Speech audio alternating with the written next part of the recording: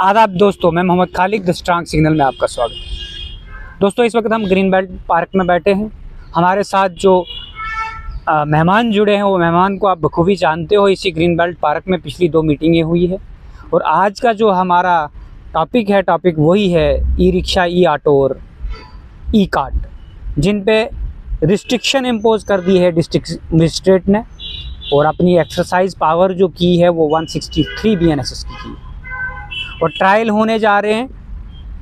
पहले तो जो आर्डर पास हुआ था, आर्डर 3 मंथ के लिए था और अब आर्डर जो वर्बली उन्होंने कहा है वो हम गोरखपुर जी से भी क्लियर करेंगे कि हम 1 मंथ का ट्रायल करेंगे। लेकिन उससे पहले मैं एक चीज़ मेंशन करूं, रिटर्न आर्डर रिटर्न होता है, वो टेम्परेरी हो, परमानेंट हो, और सेक्शन ये ओल्ड CRPC यानी क्रिमिनल प्रोसीजर ऑफ कोर्ट के तहत 144 की सेक्शन थी जिसको कन्वर्ट किया BNSS में 163। अगर इसका कोई वायलेशन करे तो उस पर पर्चा भी लगता है, FIR लगती है। गोरखपुर जी से बातचीत करेंगे।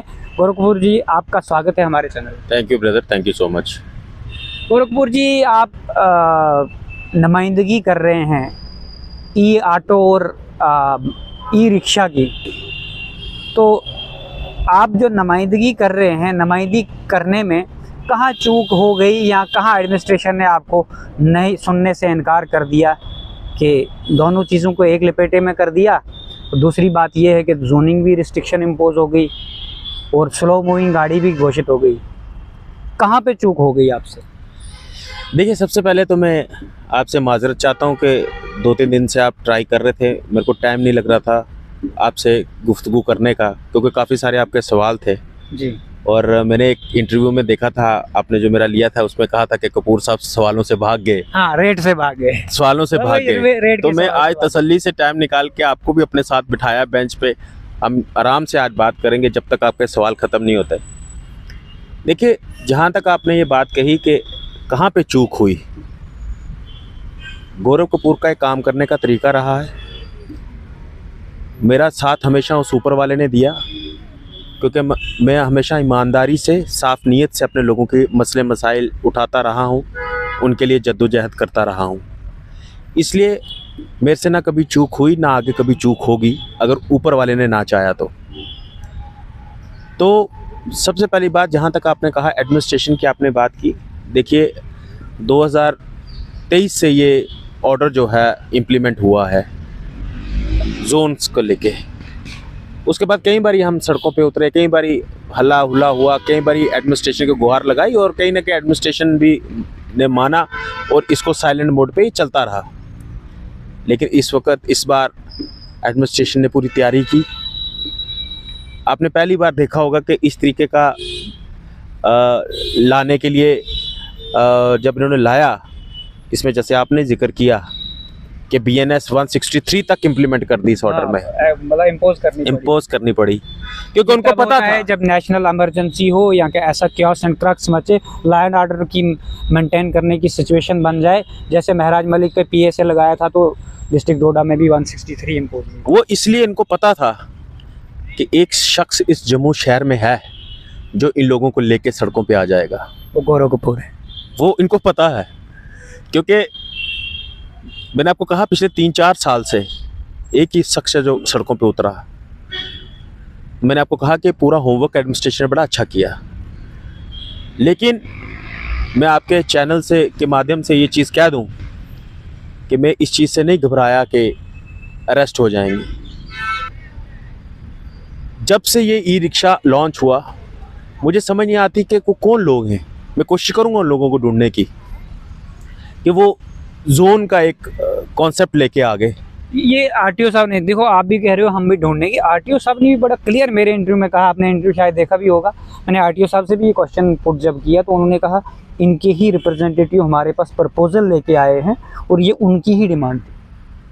जो बंदा 4 साल से ये लड़ रहा है कि लोग अभी देखो, जितने भी देखो, हमने ये माइक पकड़ा है, जर्नलिज्म का इथिक्स यही है कि हमें आपका पक्ष भी रखना है, वो जो बाकी कोई यूनियन वाले हैं उनके पक्ष भी रखने हैं, और जो बंदा अफेक्टेड है, उसमें मैं भी अफेक्टेड हूँ क्योंकि मैं भी एक ऑटो चालक हूँ, जो बंदा अफेक्टेड है उसका पक्ष भी रखना है।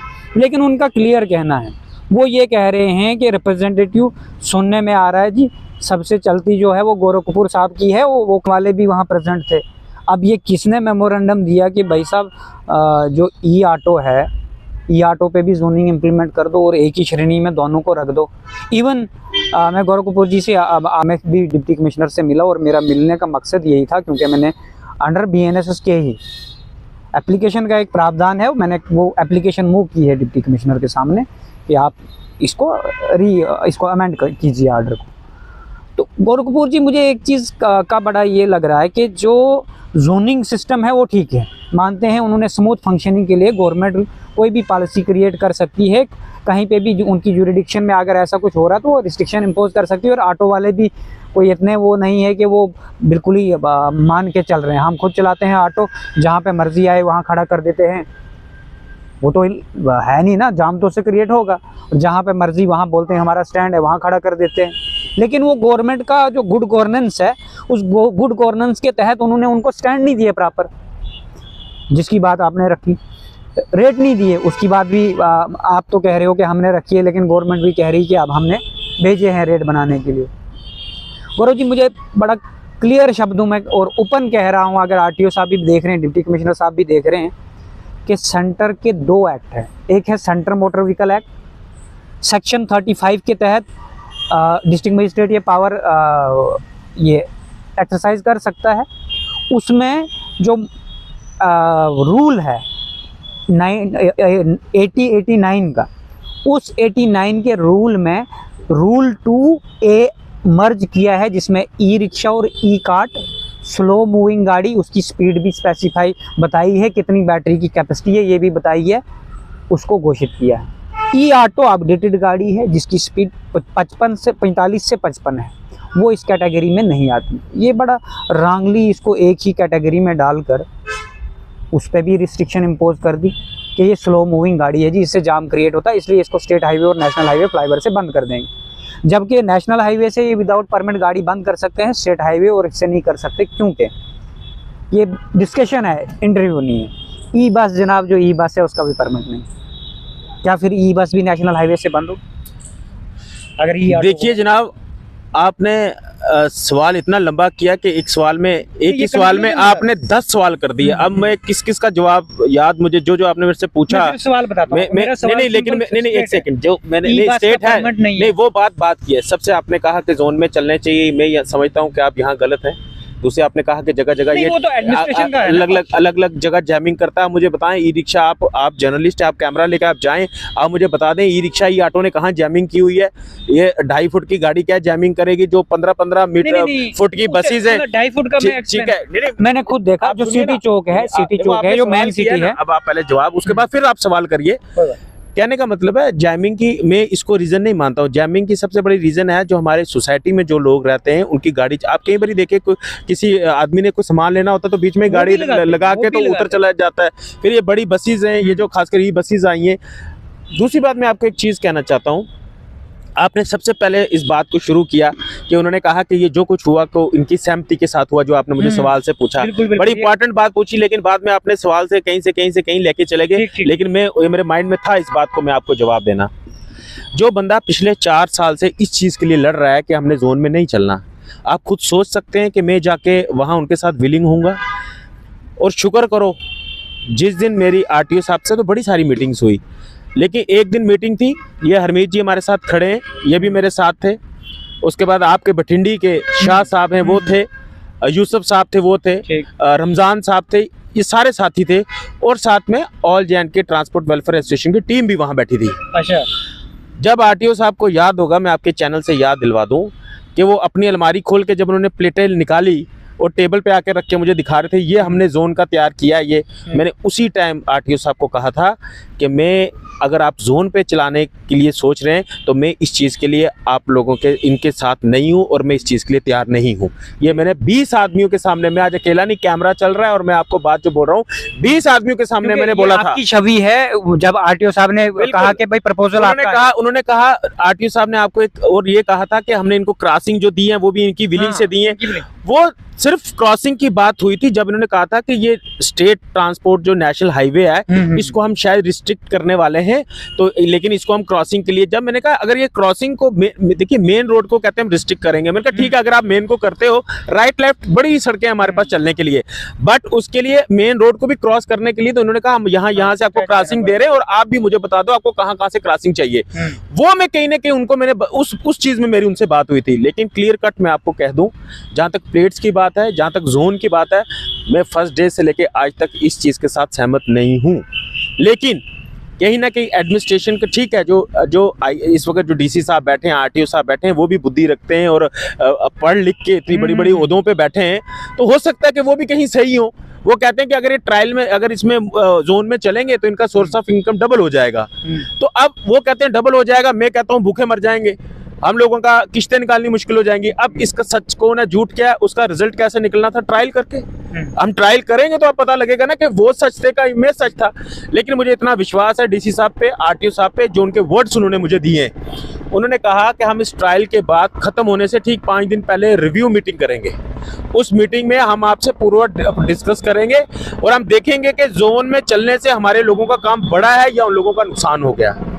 अगर उसमें कुछ भी अमेंडमेंट करने की जरूरत होगी इस ऑर्डर में, हम अमेंडमेंट करेंगे, और अगर ये भी लगा कि इसको रिमूव करना पड़ेगा, रिवोक करना पड़ेगा, हम उसके लिए भी तैयार हैं। मैं पूरा विश्वास रखता हूँ मेरे अपने ऑफिसर्स के साथ, डिस्ट्रिक्ट एडमिनिस्ट्रेशन जम्मू के साथ, कि वो वाकई सिंसियर होकर हमारी बात ट्रायल के बाद सुनेंगे और ऐसा एक डिसीजन देंगे जो जम्मू के लोग हंस के, खासकर ई रिक्शा या ऑटो चलाने वाले हंस के इस चीज़ को मंजूर करेंगे। बाकी आपने कहा एक कमियां नहीं है, अगर मैं कमियां पेशियां निकालूं, यहाँ बोथ हैं। ट्रांसपोर्ट के अंदर अगर ई रिक्शा और ऑटो देखो, ये एक दूसरे के साथ कहीं भी मेल नहीं खाते। उस वाकई जैसे आपने सुनो गौरव जी, मैं इंटरप्ट करने से सॉरी, आप मुझे बताएं कि आरटीओ साहब ने कहा कि मेरे पास प्रपोजल आया है यूनियन का। अब यूनियन ने यहाँ पे मुझे जो दो तो आप पब्लिक डोमेन में आए जिनका मैंने इंटरव्यू कर लिया है, एक और यूनियन है, वो यूनियन वो कह रहे हैं कि हमारा जो ब्लैक ऑटो इस वक्त है अवेलेबल, उनका भी एक प्रदान है, वो बड़े खुश नज़र आ रहे हैं। आज मेटाडोर वाले भी बड़े खुश नज़र आ रहे हैं, कहते हैं ई रिक्शा और ई ऑटो बैन हो गया सिटी से, अब ये जा नहीं पाएंगे, जोन उधर फंस जाएंगे, तो हमें जो सिटी मेन कनेक्टिविटी हर्ट है, जहाँ पे डोडा, रामबन, किश्तवाड़ से, कश्मीर से जितने डिस्ट्रिक्ट हैं, अब सवारी आनी है कहाँ पे, सिटी में बीसी रोड बस स्टैंड उतरेगी और वहाँ से सवारी मिलेगी, और वहीं से सेक्रेट भी आ गया, सेक्रेट भी सुबह सारे लोग वहीं जाएंगे, वहाँ से जी इनकी डिस्कनेक्टिविटी हो गई तो उनका तो रोज़गार मारा गया। लेकिन काले ऑटो वाले बड़े खुश है कि अब जी हमारा ऑटो रोज़गार चल पड़ेगा क्योंकि हम हर जगह अलाउड है। जबकि ब्लैक ऑटो की जगह जो ई ऑटो है, मुझे लगता है उसकी और उसकी स्पीड उससे ज़्यादा है ब्लैक ऑटो से। क्या पता उन्होंने अपना पक्ष रख के, उन्होंने अपना मेमोरेंडम रख के अपनी बातें मनवा ली, एडमिनिस्ट्रेशन मिसलेड हो गया। क्योंकि अभी जो डीसी साहब आए, मुझे नहीं लगता है, जब मैंने कल वहाँ पे अपनी एप्लीकेशन फाइल की, कि उन्होंने इसको अच्छे से पढ़ा है। उन्होंने कहा कि अभी आए हुए कुछ दिन हो गए, ये पहले से कमेटी बनी थी जिसमें एसएसपी ट्रैफिक थे, आरटीओ साहब थे और पहले डीसी साहब थे, और वो मुझे बहुत हम्बल लगे उनसे जब मैंने बात की। मैंने जब लॉजिकली उनसे बात की तो उन्होंने कहा हाँ जी हम इस पर सुनवाई करेंगे, हम इसको डेट रखेंगे प्रॉपरली। तो ये जो अब गौरव कपूर जी नुमाइंदगी कर रहे थे, आप कह रहे हो कि हमारे साथ वो वाली यूनियन भी वहाँ बैठी थी, ओपन टॉक टेबल हुई होगी कि वहाँ पे सारी चीजें तो ओपन बात हुई होगी। कहाँ पे कौन से टेबल पे सारी यूनियन बैठी थी, कहाँ की बात? जो आप बोल रहे कि आरटीओ साहब के साथ जब हम बात करने गए थे। नहीं, आरटीओ साहब से देखिए, मैं कभी कोई यूनियन, पहली बात जम्मू में ई रिक्शा ई ऑटो को रिप्रेजेंट करने वाली Shri Mata Vaishno Devi e rickshaw union के बिना कोई यूनियन पहली बात है ही नहीं है। जिस यूनियन की आप बात करते हो वो पत्नी पहले ब्लैक ऑटो के प्रेसिडेंट थे या यूनियन चला रहे थे। मेरे पास उसके डॉक्यूमेंट भी आए। देखो गौरव कपूर जी, अगर मैं उनके खिलाफ बोलूंगा तो वो पर्सनली आ जाएंगे, आपके खिलाफ बोलूंगा पर्सनली, लेकिन मेरे पास जो फैक्ट आएगा मैं वही उसकी कंक्लूजन स्टोरी बनाता हूँ। मेरे पास मैंने आरटीआई डाली थी आज से पहले 6 महीने पहले कि मेरे को आप यूनियनों के डॉक्यूमेंट दे दो, लेकिन उस वक्त मुझे ये चीज़ पता नहीं थी कि गौरव कपूर जी की जो यूनियन है उसमें मर्ज है ई ऑटो, या इनकी सिर्फ ई रिक्शा जो है सिर्फ वो वाली यूनियन है, सिर्फ ई रिक्शा की यूनियन है। अब गौरव कपूर जी, मुझे एक चीज़ क्लियर यहाँ से हुई कि ये 2023 में एक नोटरी एफिडेविट बना है, कोई बाईलाज भी उतने नहीं है, मैंने खुद पढ़ लिए हैं डॉक्यूमेंट मेरे पास, उस यूनियन के आगे हैं। लेकिन उससे पहले बोल रहे हैं कि एक यूनियन और है जी, यूनियन है कि नहीं उसके कोई डॉक्यूमेंट कोई प्रूफ नहीं मेरे पास, बट उनका भी एक प्रधान है जो कि वो भी सिलेक्टिव है, ये भी सिलेक्टिव है, इलेक्टेड इलेक्शन नहीं हुए हैं।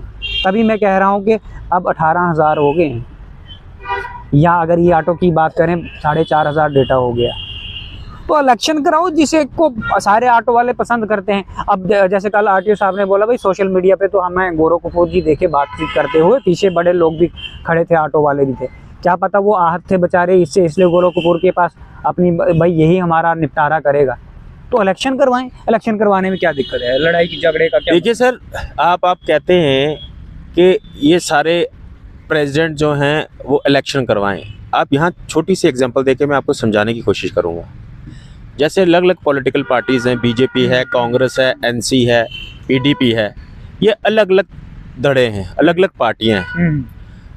आप बोलो कि अब नेशनल कॉन्फ्रेंस का प्रेसिडेंट उठ के बोले कि भाई मेरी यूनियन है, वो अपनी यूनियन की बात करेगा with in the national conference, PDP वाला बात करेगा with in the PDP, Congress वाला बात करेगा।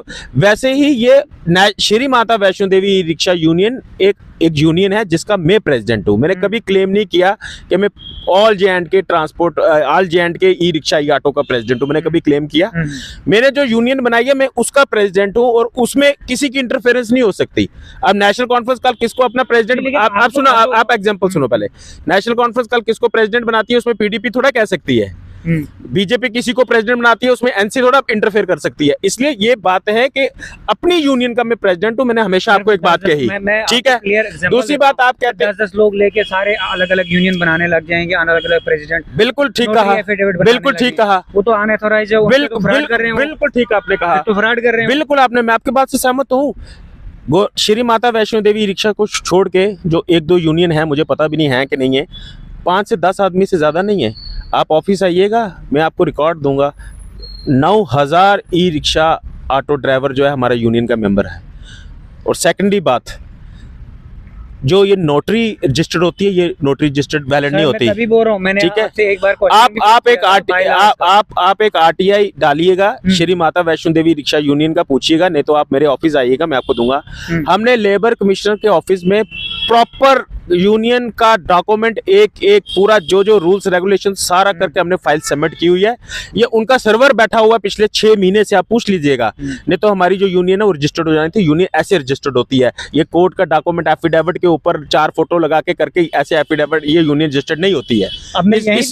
इसीलिए मुझे मेरी जो यूनियन जो मैं रजिस्टर करा रहा हूँ वो लेबर कमिश्नर के ऑफिस में रजिस्टर्ड करा रहा हूँ। लेबर कमिश्नर के ऑफिस में रजिस्टर्ड कराना और कोर्ट से जाके एक एफिडेविट पे फोटो चिपका के ले आना, उसमें जमीन आसमान का फर्क है। हाँ, क्योंकि सोसाइटी एक्ट है, रजिस्ट्रेशन एक्ट है, बिल्कुल उस एक्ट के तहत बायलाज आपके ट्रांसपेरेंट होने चाहिए। बिल्कुल। आप किस पर्पस के लिए काम कर रहे हैं, आपका जो फंड है, फंडिंग का ट्रांसपेरेंसी होनी चाहिए। वो पूरा जो होता है ना यूनियन का, वो पूरा बायलॉज बनते, और हमने बायलॉज जो बनाया, कम से कम 70 पेजों की इतनी बड़ी वो फाइल है जो हमने बनाई है, और जो लेबर कमीशन के ऑफिस में हमने ऑनलाइन सब कुछ सबमिट कर दिया हुआ है।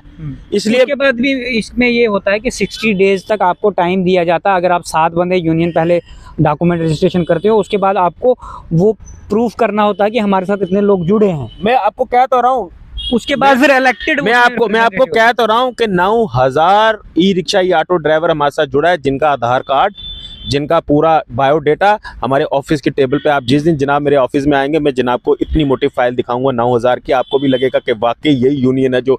और दूसरी बात, आप मुझे एक छोटी सी बात बताइए, पिछले 4 साढ़े 4 साल से गौरव कपूर के बगैर आपको सड़कों पे कौन दिखा? अच्छा गौरव कपूर जी, चलो सड़कों पे आप आए, मैं बड़ा क्लियर क्वेश्चन पूछना चाहता हूँ आपसे।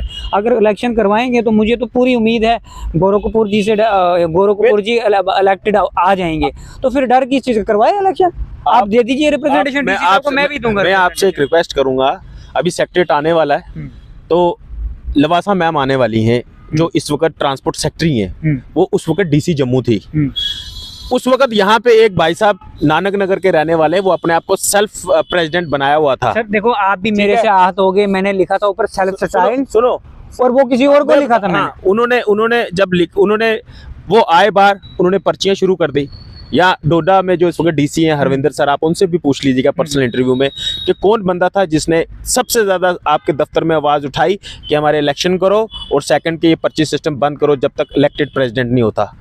1 साल में डीसी ऑफिस चक्कर लगाता रहा इसी चीज़ के। आज भी मेरे ऑफिस में रिकॉर्ड पड़ा, आप आइए दिखाएंगा, मैं पीछे पड़ा रहा कि इलेक्शंस करवाओ, प्रेसिडेंट बनाओ लेकिन उसके बाद उस ऊपर वाले की ये कृपा रही कि लोगों ने ऐसा प्यार पाया, ऐसा दिया प्यार, ऐसा यकीन मेरे पे किया कि लोगों ने कहा कि हमें इलेक्शन की ज़रूरत नहीं, हमारे पास प्रेसिडेंट गौरव कपूर है। लेकिन फिर भी मैं कहूँगा, मैं आपके चैनल के माध्यम से मैं हर 24 घंटे में किसी भी सेकंड के लिए तैयार हूँ।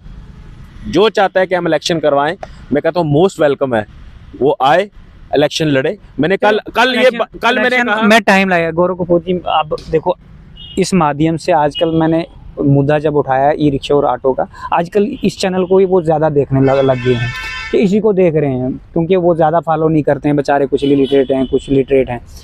तो बात ये है गौरव जी, अभी आप इस ऑर्डर में क्या चीज़ अमेंड करवाने के लिए जा रहे हैं जो आप टेबल पे रखने वाले हैं, आप हमारे माध्यम से उन तक पहुँचाएं। 30 दिन के बाद मैं अपने सभी साथियों को, जैसे आपको पता है कि मैंने जब मीटिंग कॉल करता हूं तो एटलीस्ट 2000 बंदा तो आराम से यहाँ होता ही होता है। ठीक 30 दिन ख़त्म होने से पहले मैं अपने साथियों को बुलाऊंगा, मैं उनसे विचार करूंगा। जो मेरे साथियों का फैसला होगा, मेरा फैसला नहीं चलेगा, ना ही मैं कभी अपना फैसला चलाता हूं, क्योंकि मैंने ये यूनियन अपने लोगों के लिए, अपने लिए नहीं बनाई है, अपने उन साथियों के लिए बनाई है जो सड़कों पर ई रिक्शा एक चीज़ मैं इंटरप्ट करना चाहूँगा। देखो, अगर आप 30 दिन के बाद करेंगे, यहाँ तो उनके व्यू पहले ले लीजिए, फिर एडमिनिस्ट्रेशन से जाके बात करिए कि एडमिनिस्ट्रेशन उन चीज़ों पे उतरेगी। एडमिनिस्ट्रेशन ने भी तो अपनी मनमानी है कुछ ना कुछ, अगर इतना बड़ा ऑर्डर जहाँ पे 163 इम्पोज करने जा रहे हैं, तो आप कहेंगे कि जो मेरे साथी कहेंगे वही मानी जाएगी। मुझे तो नहीं लगता है कोई बीच का रास्ता ही निकलेगा। मुझे पूरा यकीन है, आपने खुद कहा कि मैं डीसी साहब से मिला और वो बड़े जेन्युइन पर्सन लगे, आपने खुद ये बात खुद कहा, वो हम्बल है बहुत। मुझे भी पूरी डिस्ट्रिक्ट एडमिनिस्ट्रेशन के इस वक्त जो डीसी साहब और आरटीओ साहब बैठे हैं, मुझे पूरा विश्वास है कि अगर, क्योंकि जनता जनार्दन होती है, जनता से ऊपर कुछ नहीं होता, जनता ही है जो इस मुल्क को प्रधानमंत्री देती है, जनता ही है जो इस मुल्क का चीफ मिनिस्टर देती है, और जनता ही है जो इस मुल्क का आइन बनाती है। ठीक है, मुझे पूरा विश्वास है डीसी साहब पे और आरटीओ साहब पे कि वो ठीक 1 महीना, मैं कहता हूँ पहले ही हो जाए तो अच्छा है, नहीं तो 1 महीना जब की रिव्यू मीटिंग होगी, मुझे पूरा विश्वास है कि वो लोग इसको ज़रूर ऐसा फैसला लेंगे कि हमारे जम्मू के ई रिक्शा और ई ऑटो वाला हंसता हंसता उसको जो है एक्सेप्ट करेगा। क्योंकि मुझे एक चीज़ का और विश्वास है, अगर देश का प्रधानमंत्री कृषि कानून पे अपना पीछे हट सकते हैं तो डिस्ट्रिक्ट एडमिनिस्ट्रेशन तो वो तो आराम से काम कर सकती है। अच्छा गौरव जी, एक सवाल है ऑटो वालों की तरफ से। सवाल ये है स्पेशली मेरे बठिंडी सुजमा के ऑटो चालकों की तरफ से। उन्होंने कहा कि गौरव जी के साथ जो चलते हैं, आपने नाम भी लिया अभी, अल्ताफ साहब हैं, यूसुफ साहब हैं, वो सुजमा बठिंडी से हैं। बोलते हैं जब वो आरटीओ के सामने इनके साथ बैठे हुए थे तो हमारा तो नेशनल हाईवे पे कजवानी जाके एक एंट्री है, कहीं पे एंट्री पॉइंट ही नहीं है, तो हम कहाँ से एंटर करेंगे सिटी के अंदर, या नरवाल जाना होगा, हम कहाँ से जाएंगे। तो ये कैसी रिप्रेजेंटेशन थी उनके साथ, हमारे ही बंदे थे, उन्होंने इस पर कोई बात ही नहीं करी। जब वो सब साथी मेरे साथ गए थे ना, उस वक्त इसी मुद्दे पे हम लोग गए थे कि जो आउट ऑफ डिस्ट्रिक्ट जो ई रिक्शा ई ऑटोस चल रहे हैं, उस मुद्दे को लेके गए थे। वहाँ ऐसी कोई बात नहीं थी उस वक्त, जब आप बात कर रहे हो कि साथी गए हुए थे, उस वक्त कोई ऐसी बात नहीं थी। मैंने कहा उस वक्त यही बात हुई थी कि आरटीओ साहब ने प्लेट्स दिखाई थी और मैंने कहा था कि मैं जोन के लिए चलने के लिए तैयार हूँ, और उसके बाद वो टॉपिक वहीं बंद हो गया था। अगर वो टॉपिक आगे चलता कि भाई ये इंप्लीमेंट होंगी, ऐसा होगा, फिर हम उस पर बात करते। वो टॉपिक वो डिस्कस हुआ ही नहीं था वहाँ। अगर डिस्कस होता तो हम बात करते हैं ना, जब टॉपिक ही डिस्कस नहीं हुआ तो हम उस पर कैसे बात करते कि आप यहाँ से चलेंगे, वहाँ से चलेंगे। लेकिन जितने भी वहाँ साथी हैं, ईमानदारी से हमने कहा 1-2 दिन के अंदर हम आरटीओ साहब से दोबारा मिलेंगे, जो 1-2 जगह और है, क्योंकि मुझे भी पता है कि वहाँ से सिर्फ सिलेक्टेड एक आधी जगह ही दी है क्रॉसिंग के लिए। लेकिन as soon as possible during trial के लिए मैं उम्मीद करता हूँ कि आरटीओ साहब से हम मिलेंगे, 1 या 2 रास्ते हम उनसे और क्रॉसिंग ले लेंगे। देखिए जी, कासिम नगर पे एंट्री, वहाँ पे एंटर आने के लिए है, गुरुद्वारे के पास है, फिर अपना जो बठिंडी मेन बठिंडी वेमाल के सामने सुजमा मोड़ है, वहाँ से है। यही 3 रास्ते हैं, और अगर वहाँ से किसी ने नरवाल आना होगा तो उनको हाईवे क्रॉस करके आना ही आना है, जाएंगे कहाँ। उनका ये बहुत बड़ा है, और उस एरिया में ऑटो भी ज़्यादा है, और जितनी भी माइग्रेशन होती है कश्मीर से यहाँ अन्य बाकी डिस्ट्रिक्टों में, सबसे ज़्यादा बठिंडी सुकमा के अंदर। मैं आपको कह तो रहा हूँ कि देखिए काम करने वाले जो बैठे हैं वो भी हमारी तरह इंसान है, गलतियां किसी से भी हो सकती हैं। ड्यूरिंग ट्रायल जो उनकी क्रॉसिंग दी है, अगर उन्होंने कम जगह दी है, मुझे पूरी उम्मीद है कि हम जल्दी ही आरटीओ साहब से बात करके 1-2 जगह और ले लेंगे, ताकि जो ट्रायल भी है वो थोड़ा स्मूथली चले, उनको परेशानी ना आए। लेकिन एक चीज़ मैं आपके माध्यम से क्लियर कर दूं, मैं कभी भी आउट ऑफ डिस्ट्रिक्ट के उन लोगों के खिलाफ नहीं हूं जो पिछले यहाँ से 10-10, 15-15 सालों से रह रहे हैं। मैं सिर्फ उनके खिलाफ हूं जो सिर्फ देखते हैं कि अब माइग्रेशन के, चलो अब 4 महीने चलते हैं, 3 महीने उधर करेंगे, फिर 3 महीने। उनको अगर अपनी कमाई का है तो उनको ये भी सोचना चाहिए, दिमाग में एक सवाल डाल दिया। देखिए उनको ये भी सोचना चाहिए कि जो लोग वहाँ परमानेंट लोग रह रहे हैं, हम जाके उनको नुकसान करेंगे। तो मैं सिर्फ उन लोगों के खिलाफ हूँ जो लोग यहाँ परमानेंट चलते हैं, मैं उनके खिलाफ कभी नहीं हूँ। अच्छा गौरव जी, आपने ये सवाल मेरे दिमाग में ये डाल दिया। आप कह रहे हैं माइग्रेशन सिर्फ ई ऑटो ई रिक्शा की नहीं होती है। माइग्रेशन मोस्टली जो बाकी व्हीकल्स हैं, जैसे टिपर हो गया, बाकी गाड़ियाँ होगी, उनकी भी माइग्रेशन होती है। उन पे क्यों नहीं इन पे? और चलो उसको भी छोड़िए, हम उस पर डिस्कशन नहीं करेंगे। मुझे 2-3 बातें हैं, 3 बातों को क्लियर करना। गौरव जी, एक तो ये भी ऑटो वालों का सवाल है, ये अपना मंडी आ गया, नरवाल मंडी, एग्रीकल्चर का पर्ची जो कटनी है एग्रीकल्चर की, जो बंदा सब्ज़ी उठाएगा उसकी पर्ची कटनी। हमारे ऑटो वालों से पर्ची ली जाती। बड़ी ब्रह्मना इंडस्ट्रियल एरिया में जाओगे, पर्ची किस चीज़ की कटनी है? जो लोड सामान उठा के गाड़ी होगी उसकी कटनी, खाली गाड़ी या सवारी वाले की नहीं कटनी। बिशना में एंट्री होती है, वहाँ पे भी कटती है बिशना वालों का। इवन उन्होंने यहाँ इसी पार्क में मेरे साथ डिस्कशन किया। गौरव जी, ये पर्ची इन गाड़ियों के लिए बंद होनी चाहिए नहीं, जो परमानेंट एग्जेम्प्टेड भी है उनके लिए? देखिए यही बदकिस्मती है कि हमारे यहाँ इस तरीके की आवाज़ उठाने के लिए लीडर्स नहीं है, और हमारे लोग ऐसी बात नहीं कि अप्रोच करते हैं लेकिन उस दिल से वो काम नहीं करते जो करना चाहिए। जिस चीज़ की पर्ची लगी है उसी चीज़ की पर्ची कटनी चाहिए। अब हमारे लोग जो हैं वो सब्जी बना के, हमारे लोग जो हैं वो शरीफ हैं, कुछ पढ़े लिखे नहीं है, तो उनको पता नहीं लगता कौन लड़ाई करेगा। 2 यार पर्ची तो हम निकले यार, लेकिन वो पर्ची बनती ही नहीं है। 35 रुपीज़ आवाज़ उठानी पड़ती है। बिना रोए, तो एक कहावत है कि बिना रोए तो माँ बच्चे को दूध भी नहीं देती। तो अगर इस तरीके का कोई इश्यूज हैं तो लोगों को आवाज़ उठानी चाहिए। नहीं, आवाज़ उठाने के लिए एक चीज़ गौरव जी और नोटिस में डाली ये बात। देखो, मैं रिप्रेजेंट करता हूँ ई रिक्शा ई ऑटोज़ को।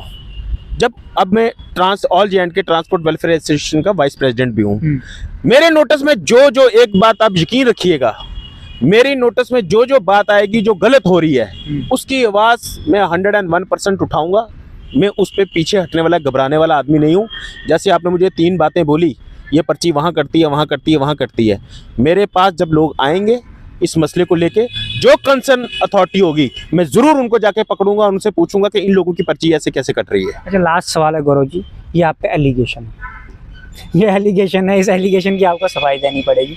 ये ऑटो वालों का कहना है, लेकिन मैं बहुत सारे ऑटो वालों स्टैंडों पे गया, उन्होंने कैमरे पे बात नहीं करते हैं।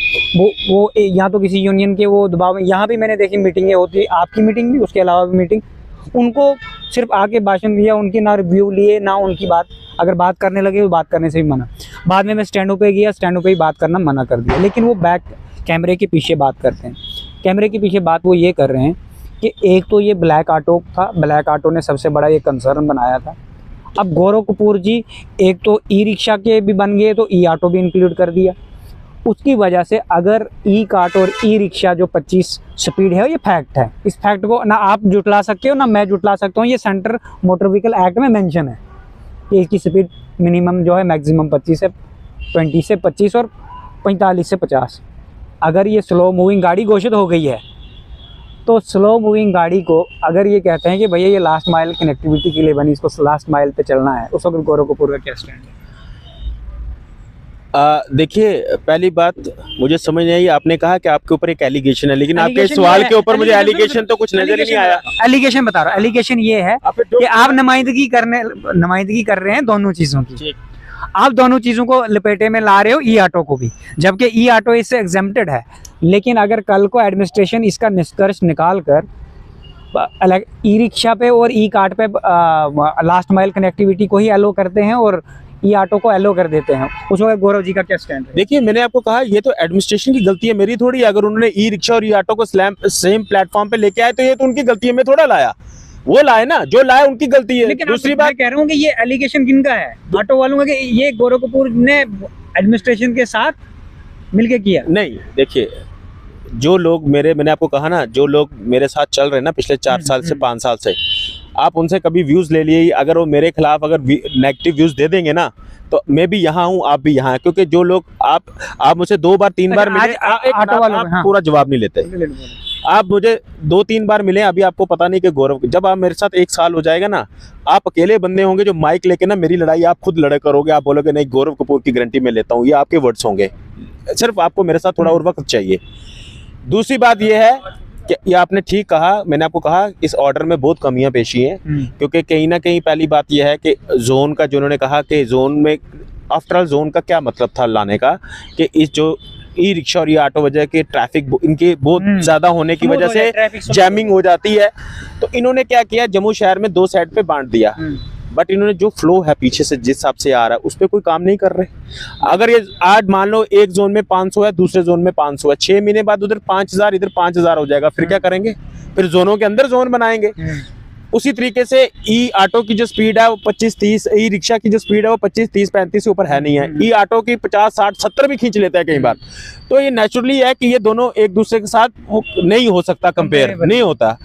तो ऐसे करते करते सबसे बड़ी बात है, आप देखिए ये जो ऑर्डर निकला, आज तक कभी आपने कोई ऐसा ऑर्डर देखा कि गवर्नमेंट ने इस तरीके का कोई ऑर्डर के भाई हमें रूल बनाने, उस रूल के साथ 163 लगा? आज तक आप भी लाइफ में आपने कभी देखा कि मैंने ये कल 163 लगा दी? मैंने कल जब ये डीसी साहब से बात कर रहा था तो मैंने वहाँ पे भी बात करी, डीसी साहब ने कहा मेरे पास जैसे ये टीम आई, जो ऑलरेडी टीम गठित हुई थी, टीम ने कहा कि हमने पहले ही इम्पोर्ट करने की कोशिश की, ई रिक्शा वालों ने उसी वक्त रोड जाम कर दिया और लॉ एंड ऑर्डर की सिचुएशन बन गई।